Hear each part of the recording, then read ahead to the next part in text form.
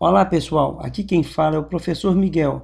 Esta videoaula é voltada principalmente aos alunos para os quais dou aula e são para revisão de conteúdo para a prova. Sendo assim, meu muito obrigado por acessarem o meu canal Cafofo da História. Desejo a todos vocês bons estudos e uma ótima prova.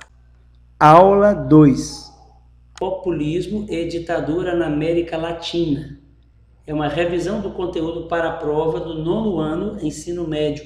Cairá na prova o conteúdo abordado nesta videoaula e o que foi trabalhado na sala de aula. Esta aula é a vídeo 9.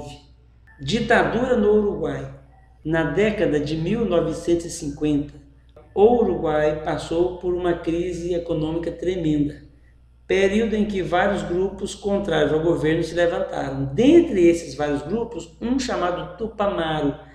Ele fazia guerrilhas nas cidades e fora das cidades, fazia assaltos a banco, distribuía dinheiro aos pobres, período em que o presidente Juan Maria Bordaberry, em 1973, dizendo que era uma ameaça comunista, deu um golpe, fechou o Congresso, fechou o Senado e impôs a ditadura até 1985.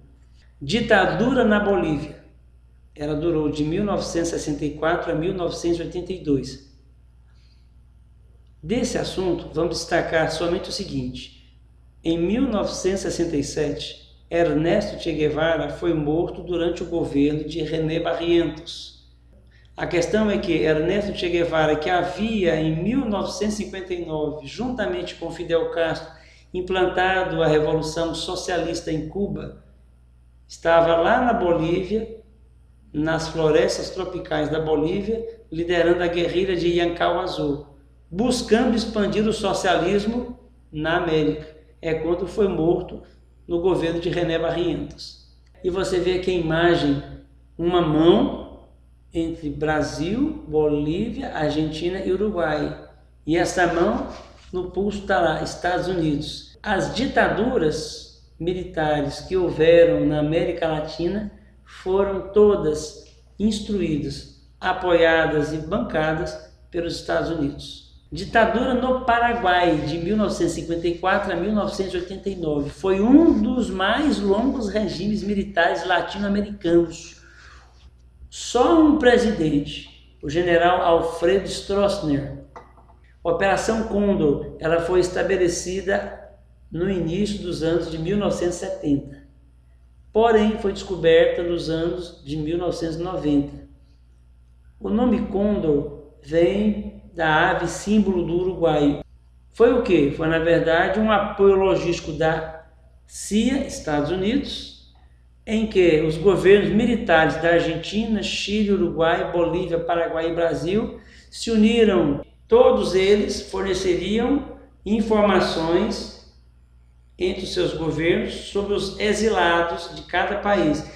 Por exemplo, se um brasileiro se exilasse no Chile, o governo chileno o vigiaria e informaria ao governo brasileiro, e vice-versa. Então eles vigiavam ou deportavam ou matavam, de acordo com a decisão do governo do país dele.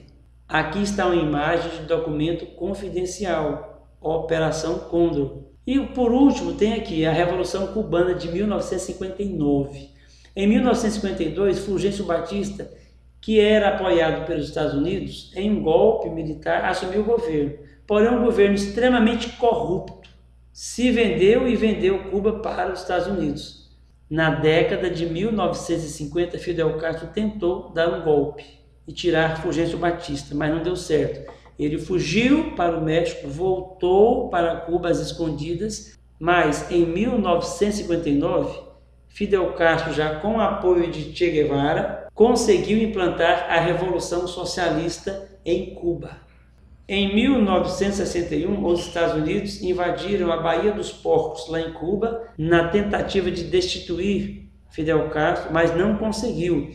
Em 1962, houve uma coisa chamada crise dos mísseis, que era o seguinte: a União Soviética estava construindo em Cuba uma base para lançamento de mísseis nucleares.